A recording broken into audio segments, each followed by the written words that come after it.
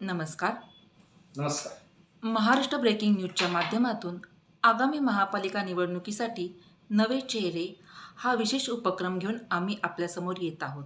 त्यातच प्रभाग क्रमांक 14मधून संदेश गदिया हे निवडणूक लढवण्यास सज्ज आहेत. चला आपण त्यांच्याकडनं त्यांचा थोडक्यात परिचय ऐकूयात. सर, आपला थोडक्यात परिचय सांगा. नमस्कार. मी संदेश सुरेश गादिया, प्रभाग क्रमांक 14 ओपन कॅटेगरी याच्यातून भारतीय जनता पार्टी ह्या पक्षातून मी निवडणूक आगामी येणारी महानगरपालिकेची पिंपरी चिंचवड महानगरपालिकेची लढवण्यास इच्छुक आहे. सर, आपली राजकीय वाटचाल थोडक्यात सांगा.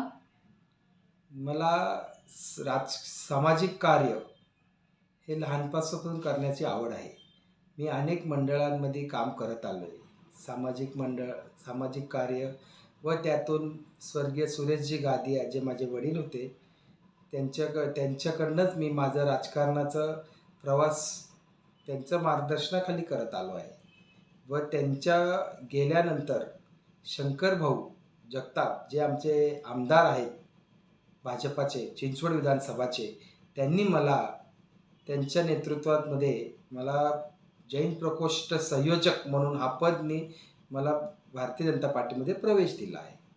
सर, आपण निवडणूक का लढू इच्छिता? निवडणूक ह्यासाठी लढतो, एक तर युवा चेहरा आहे आणि मोदीजींनी लाल किल्ल्याहून घोषणा केली होती की 1,00,000 युवकांना ते संधी देणार आहे राजकारणामध्ये. व आपले लाडके मुख्यमंत्री माननीय देवेंद्रजी फडणवीस साहेब यांनीही युवकांवर जो विश्वास दाखवला आहे, 40% ते आम्हाला संधी देणार आहेत युवकांना. मग युवा चेहरा आहे, परत माझं नेतृत्व युवाच आहे व माझा प्रवास जो झाला आहे लहानपणापासून ते ह्या राजकारण्यांमध्ये आणि सामाजिक कार्य करण्यातच झालेला आहे. सर, आपण आपल्या प्रभागात सामाजिक विकास कामं सोडवली आहेत किंवा सोडवणार आहात, तर ते थोडक्यात स्पष्ट करा. आता माझा जो प्रभाग क्रमांक 14मध्ये तुम्ही बघाल तर मेट्रोचं काम खूप जोरात चाललं आहे. त्याच्यात खालचे रस्ते जे आहेत रोड त्याच्यावरती खड्डे खूप वाढले आहेत व डांबरीकरण बरंचसं पावसामुळं डांबरीकरण बी त्याचं खराब झालं आहे. तर ते दुरुस्तीचं काम आपण केलं आहे.